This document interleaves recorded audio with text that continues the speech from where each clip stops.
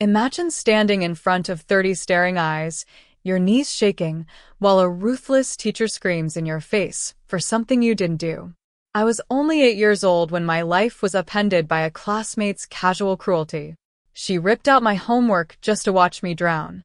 She looked me in the eye and asked, "What are you going to do about it?"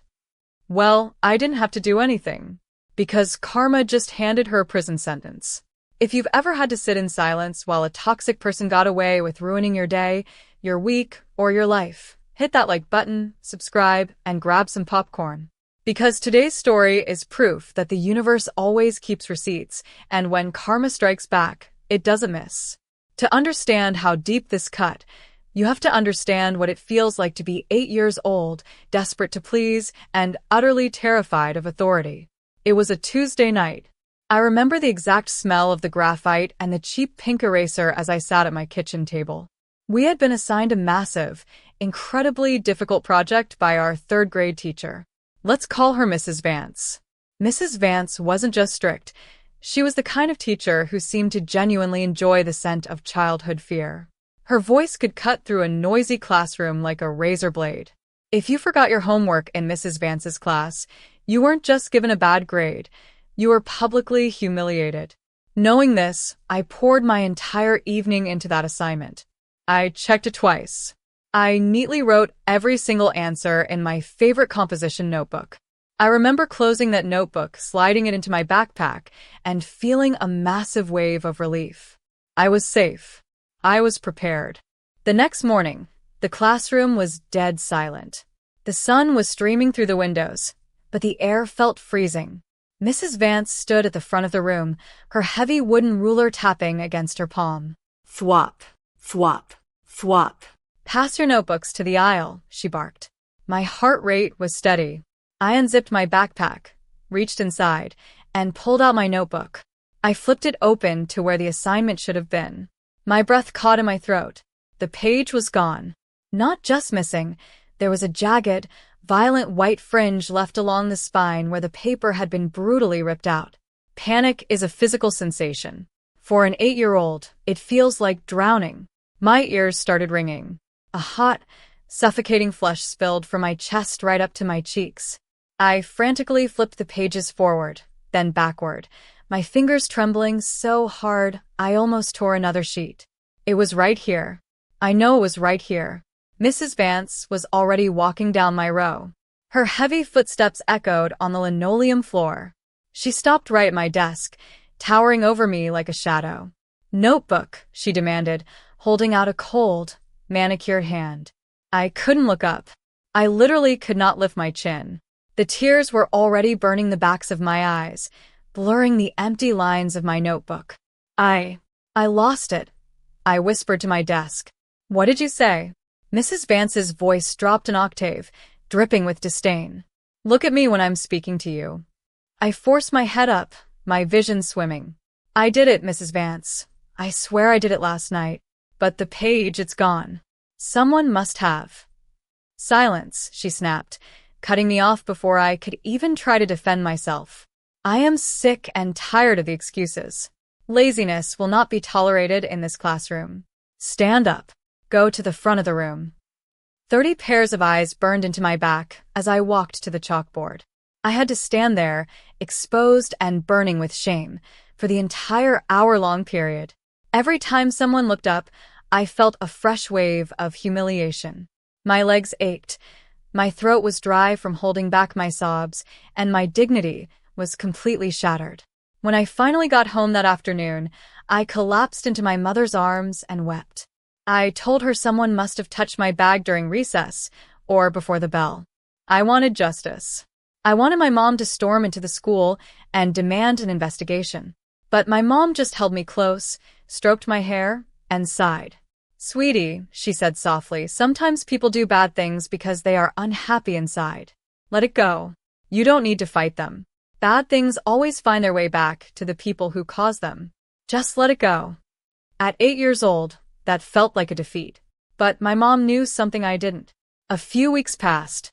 The sting of the humiliation faded into a dull, lingering resentment, especially toward my desk mate. Let's call her Sarah. Sarah was the kind of girl who always had a smirk plastered on her face. She was loud, entitled, and treated everyone around her like they were beneath her. We sat next to each other every day, but we barely spoke. One afternoon during art class, I realized I needed a highlighter to finish coloring a diagram. Sarah had a massive, expensive pencil case bursting with neon markers. "Hey, Sarah," I asked quietly, trying to be polite. "Can I borrow a highlighter?" Sarah didn't even look up from her paper. She just shoved her heavy backpack toward me with her elbow. "It's in the front pocket. Look for it yourself." I unzipped the front pocket of her bag, pushing aside lip balms and crumpled wrappers. My hand brushed against something stiff, a tightly balled-up piece of lined paper. I don't know why, but a sudden instinct flared inside me. My heart began to race. I pulled the crumpled ball out, flattening it slightly under the desk so Sarah wouldn't see. There it was, written in my own distinct, neat third-grade handwriting. The exact answers to Mrs. Vance's assignment. At the top of the page, my name had been violently scribbled out with a heavy black pen. My blood ran completely cold, turning to pure, unadulterated rage. She didn't just steal it to copy it. She stole it, realized she couldn't use it with my name on it, crumpled it up, and left me to take the fall. She watched me stand at that chalkboard and cry for an hour, completely unmoved. I slammed the paper onto her desk. "You took it," I choked out, my voice shaking with a mixture of anger and betrayal. "You ripped it out of my notebook. Why would you do that?" Sarah didn't flinch. She didn't blush. She didn't look guilty at all. Instead, she slowly leaned back in her chair, crossed her arms, and let out a cold, mocking laugh. She looked me dead in the eyes and whispered, "Yeah, I did. What are you going to do about it?" I was paralyzed.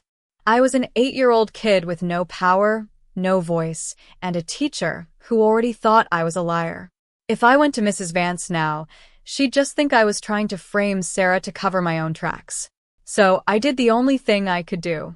I packed up my things, turned my back on her, and never spoke another word to her for the rest of the school year. Silence. But I never forgot the look of pure malice on her face. Years turned into decades.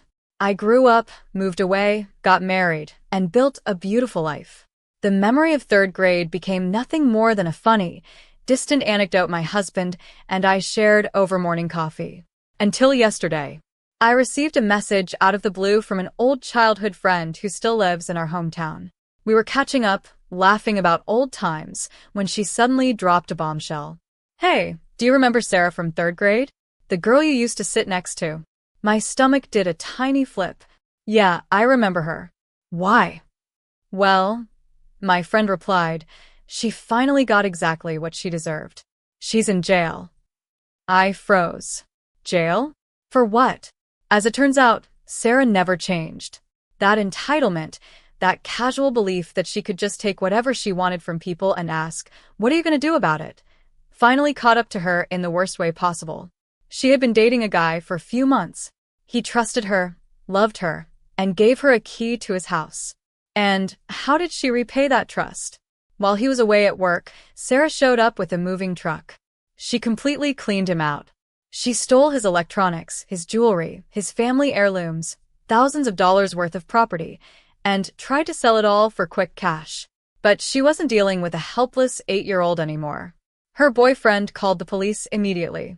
Because she had a key, and because neighbors saw her loading the truck, the police obtained a warrant. They found the stolen goods hidden in her apartment, completely ruined and thrown into piles, just like my third-grade homework. She was arrested on the spot, charged with grand theft, and is currently sitting in a county jail cell waiting for her sentencing.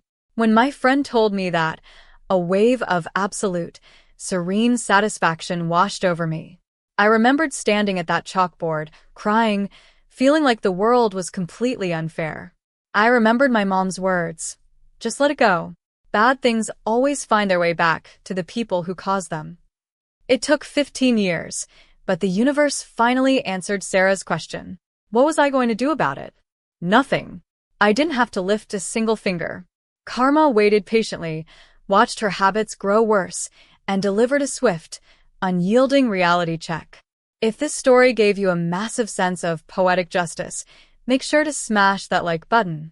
Drop a comment below and tell me, have you ever seen karma catch up to a bully in real life? I want to read your stories. Don't forget to subscribe for more satisfying revenge tales, and remember, be kind, because the universe is always watching. See you in the next one.